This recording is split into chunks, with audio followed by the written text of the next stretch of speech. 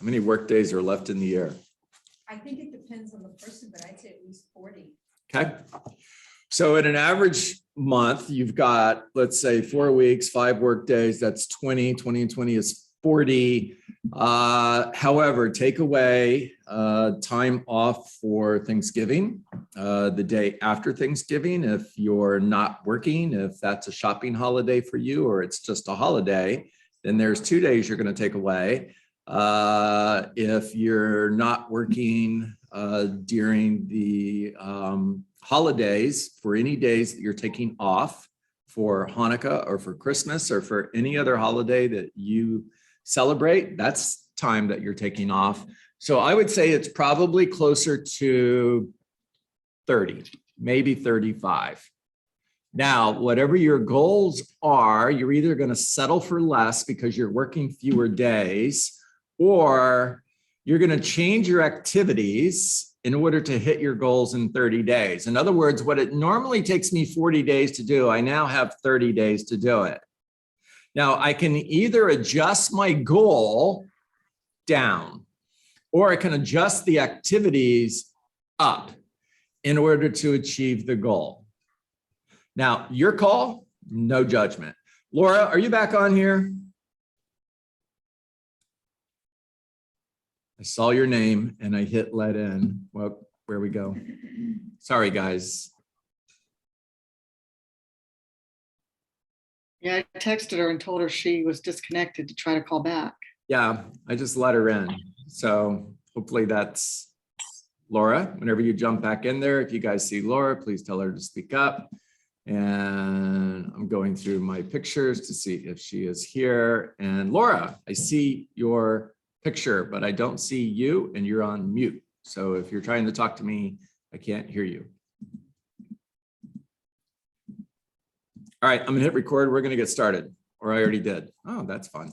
Okay, follow the Yellow Brick Road part 14. Today is our last part for this series that we've been going through for the last couple of weeks on how to read the Millionaire Real Estate Agent in order to build a career worth having, a business worth owning, life worth living, experiences worth giving, and a legacy worth leaving, because we are all on a path to build a millionaire real estate business, to gross $1 million, to net $1 million, to receive $1 million, and finally to give away $1 million a year. Because I walk like, talk like, look like, and have the checkbook of a millionaire real estate agent. Affirmation, write it down. So today, I want you to go to page, I don't know. How's that? I had it ready to go. Give me 1 second.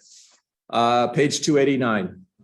All right, putting it all together. Your last, Aaron, you'll love this. Your last reading assignment is pages 289 through page 308. 289 through pages 308. Let's talk about focus. So Gary Keller, top of the page, says, no life ever grows great until it is focused, dedicated, and disciplined. Focused, dedicated, and disciplined. And I would tell you self-discipline is a myth. So just hang in there. We're going to get around to that in just a moment. Go to the middle of the page, second paragraph. After spending most of my adult life working with successful real estate agents, I am convinced that they succeed through the power of narrowing their focus. You see, life doesn't just happen to you. Business success or failure doesn't just happen to you. It's all about choices about what you focus on and how you maintain that focus. So 5 simple steps. Page 290 and 291. Top of page 291. It is our belief that anybody can succeed at a high level, but not everybody will. Anybody can succeed, not everyone will. And again, it's a choice. And the solution is focus. Drop down to the second paragraph. The future of your real estate business depends directly on your ability to focus it in the proper direction.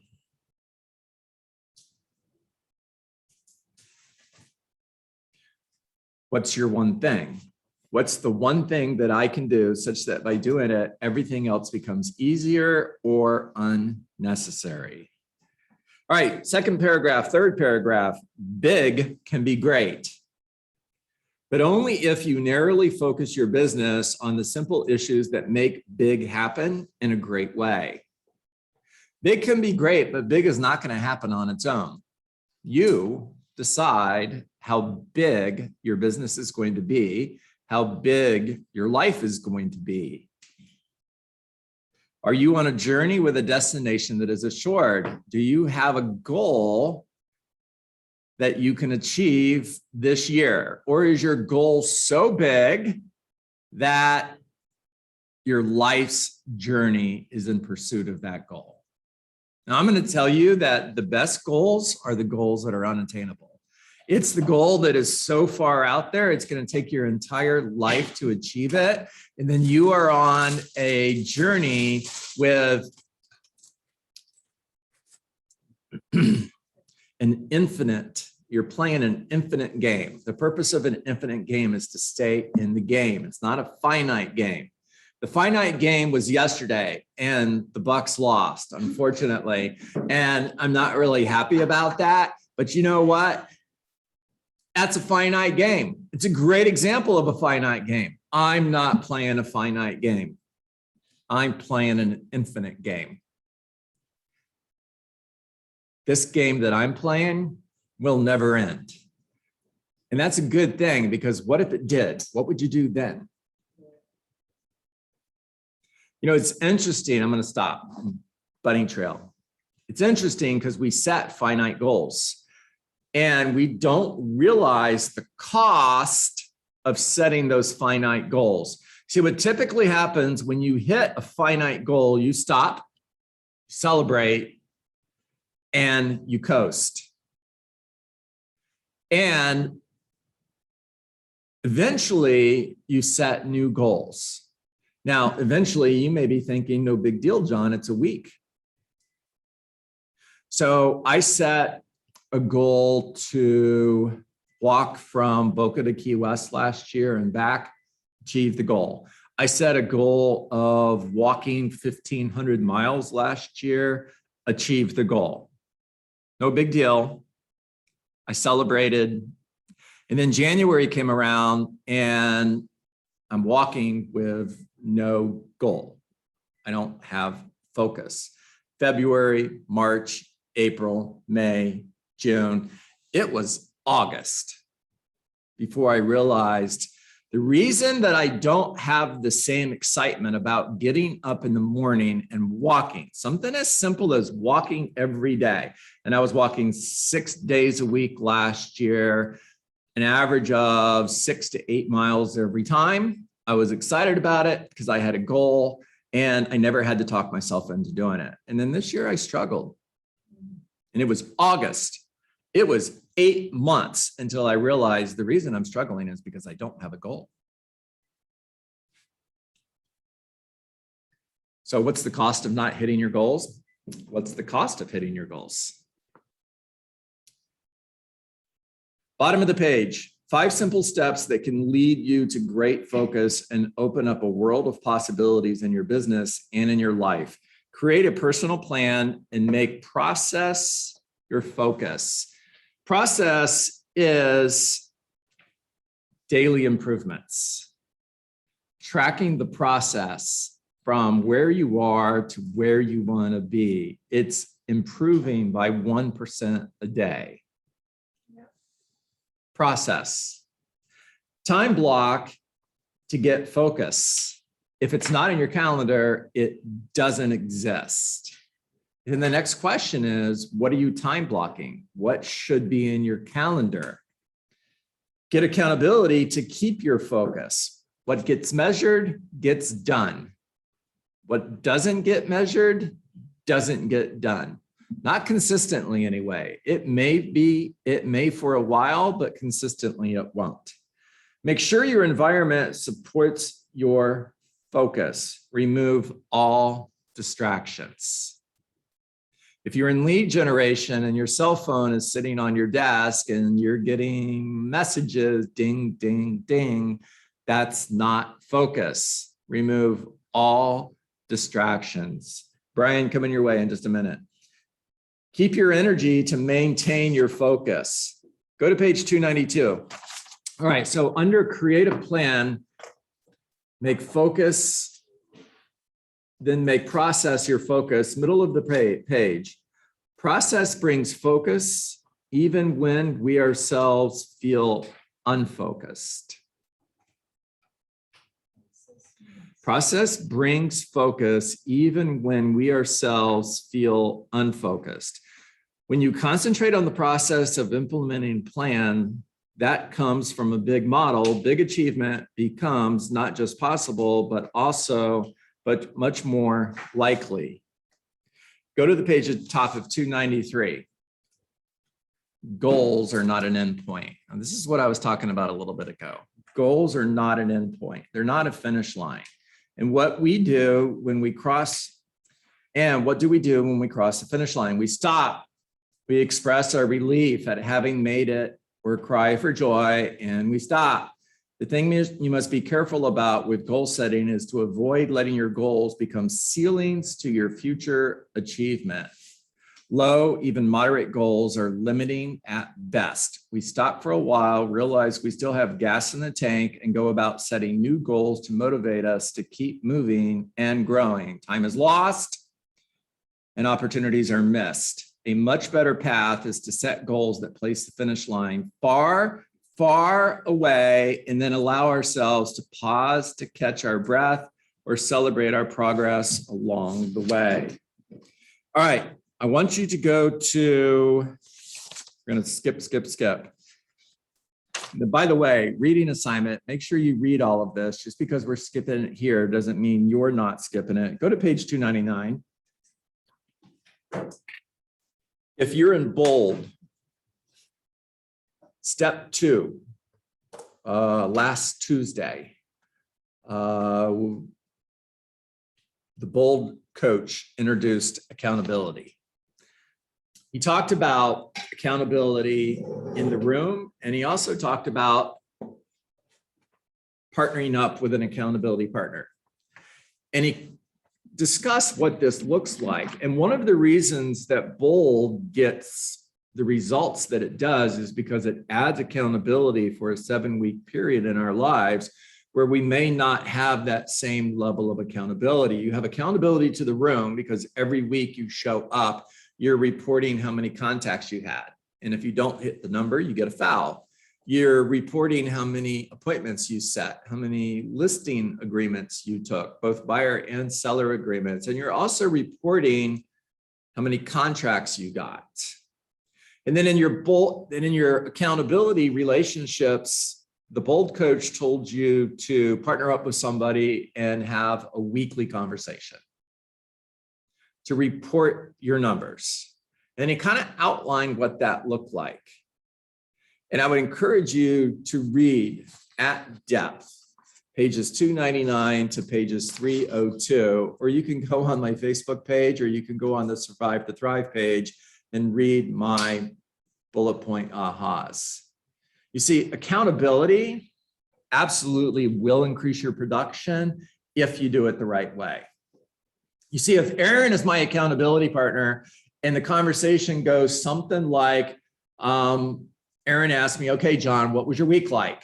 And I'm a real estate agent, not a team leader in this conversation, right?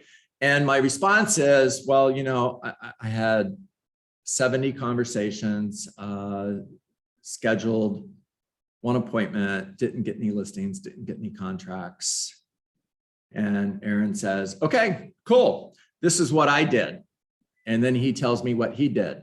And then the rest of the conversation is, so did you watch a football game? What'd you think? How's your dog? Did you take the dog for a walk? Oh yeah, dogs. I love dogs. And let's talk about football. And is that an accountability conversation? No, it's not. An accountability conversation is you have to defend your actions to the person who's holding you accountable. It's a fierce conversation. Now, that doesn't mean that you're beating them up. But at the same time, you're holding one another accountable to each other's goals. They're your goals. They're not my goals. You're the one who set the goals. But if you set a goal to sell 36 homes in the next 12 months, and in order to hit that goal, you have to have 100 conversations a week. You have to schedule at least 2 appointments every single week. You have to get at least 2 listing agreements every single month. Then the person who is holding you accountable is holding you accountable to those numbers. And if you're not hitting your numbers, then it's a strategy conversation. What is the game plan for us to close the gap? What is the strategy that we are going to use in order to remove those obstacles? Imagine if you play for a football team and you go in at halftime and the coach says, "So what's the score?" And the players say, "Not sure, I was looking at the cheerleaders." And the coach says, "Well, we're actually down by 21 points. And you guys are doing pretty good though. So take the rest of halftime and, get some water and relax, listen to some music, and we'll go out in the second half and you can look at cheerleaders again."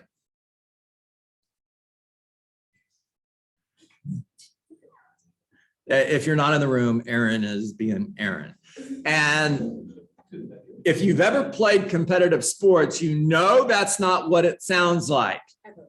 Ever. You know what it sounds like is fierce. You're getting your butt kicked.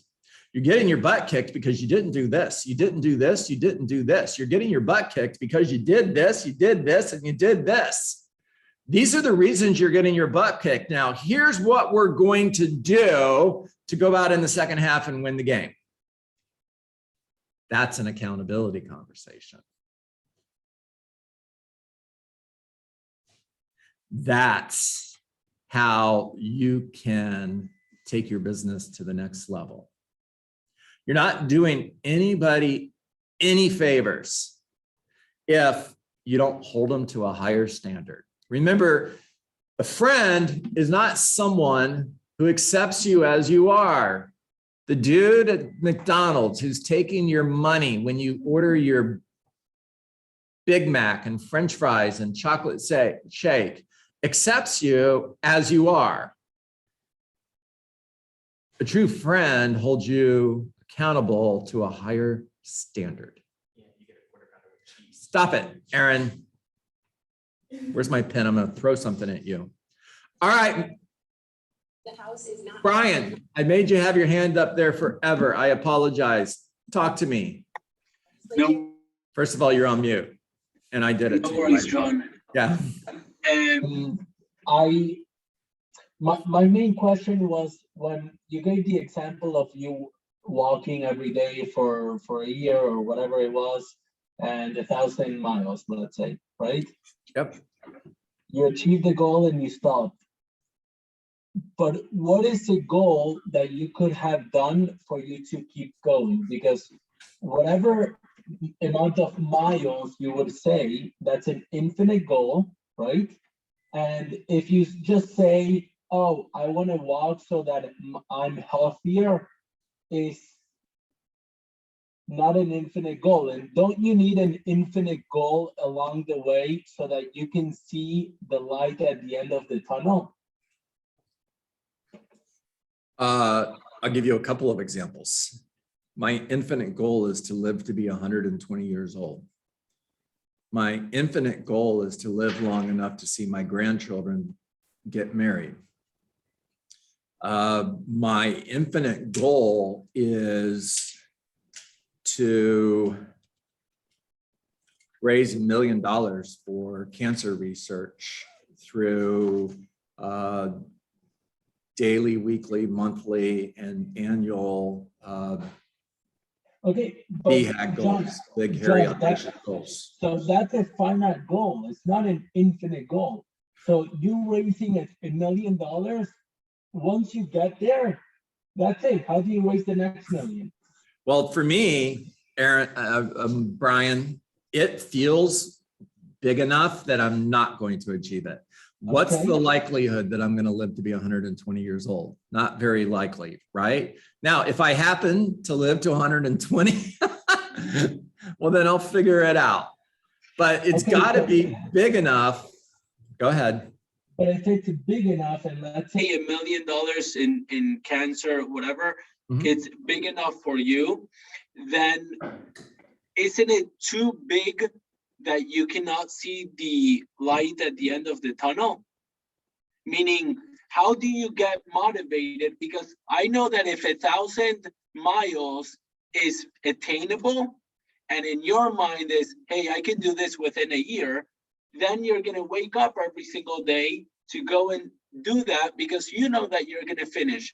But if it's, let's say, 10,000 miles and you can't, you feel like you can't handle that, then don't you give up after a quarter that you just did 250 miles? So I'm going to give you my response and then we're going to move on because we could talk about this for a while. I have goals that are achievable between where I am today and where I want to be one day. And I set those goals on the journey. The problem that I had is I didn't create a goal beyond the end of 2020. That's all. If I would have thought bigger, I would have had something that lived past the end of 2020. That's all. All right. Gary Keller would tell you in this book, and that's why it says it's not about the money. He would tell you the goal is constant pursuit of perfection. Now that's something that never ends. So there's a good example. All right. Ahas. Brian, I hope I helped.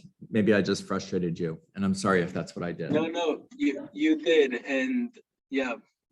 But the thing with Gary, right? He says it's constant pursuit of perfection, but along the way, he has finite goals in order to achieve that. Yeah, I guess you could put it that way. If that makes you feel better, go for it. All right, who's next? Diane.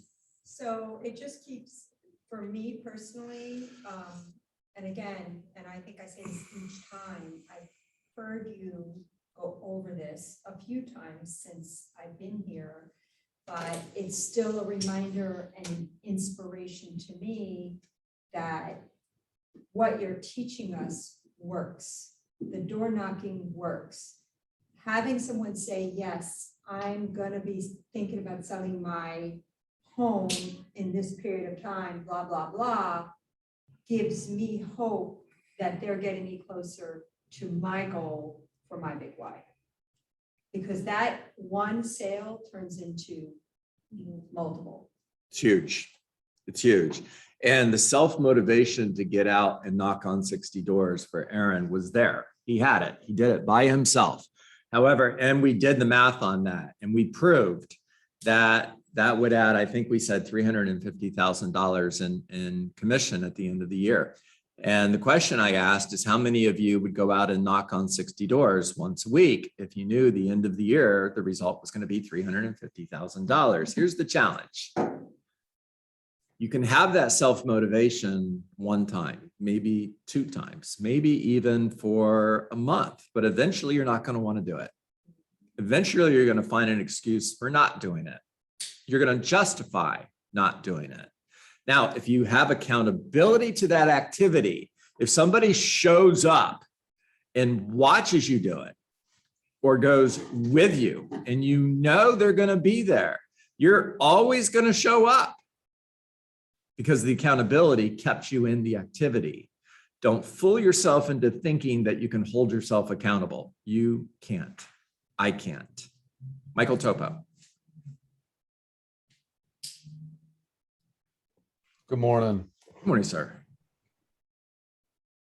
The accountability is huge, and it's always something that I feel like I'm missing. But my biggest kind of aha, and it's something that I think we all try to strive for, is just continuing to narrow our focus, make progress and those daily improvements daily, right? It's that 1% better, right? The atomic habits, right? Making that 1% better, getting 1 degree hotter, and just staying narrow, right? Just focusing on the one thing that's going to help you get to that finite goal, which ultimately pushes you for those infinite goals.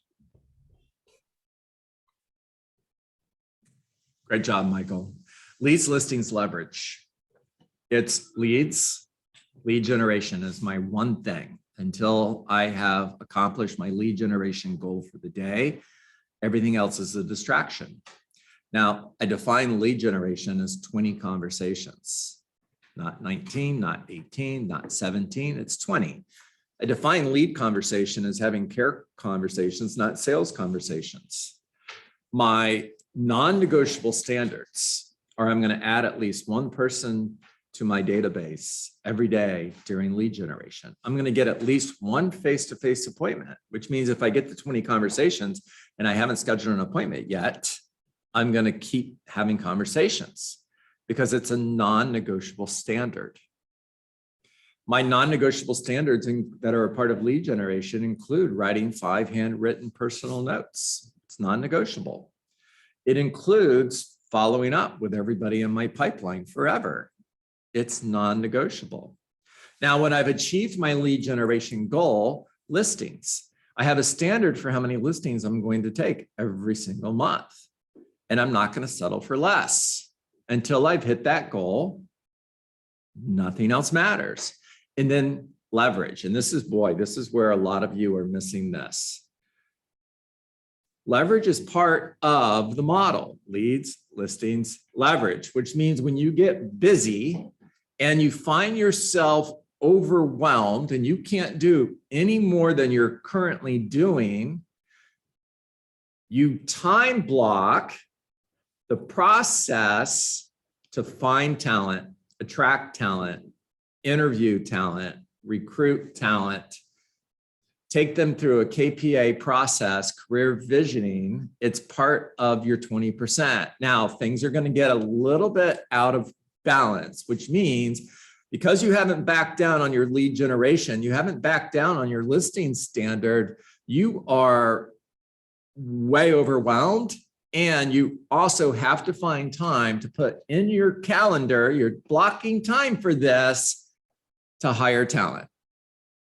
It's leads, listings, and leverage. Shoshana. Good morning, John. Good morning. So for the longest, I was like, oh, I don't need someone else to hold me accountable. I can be accountable for myself. And it's not true. On those days that you don't feel like it, because those days are going to come, expecting gold, standing up and reporting 0, that to me is worse. That to me is absolutely more worse. So finding an accountability partner who can hold you to those standards, the sooner you find that, the better off you will be. Love it. Love it. Shoshana, you're absolutely right. Great job. Clarissa, it's great to see you here. You missed Aaron's share earlier. He knocked on 60 doors, 66 doors. He got 8. I'm sorry, John. Did you say something? I'm sorry. Yeah, I was just bragging on your son. Yeah, there's a first time for everything. Don't let it go to your head. I don't know if I'll ever do it again, so just be glad. I want to read something to you that Gary says about accountability. I love this because earlier I said accountability is defending the actions that you took. Let you know when I find it.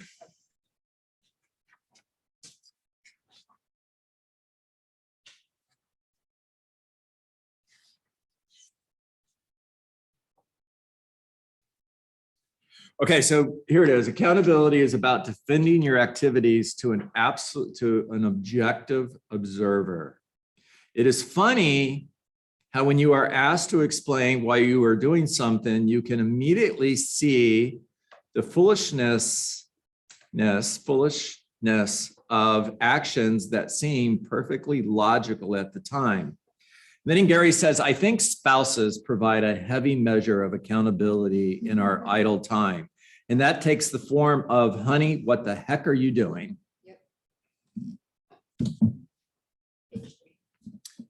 Nobody send that page to Monica, please. She doesn't need to read it. She's already mastered that one.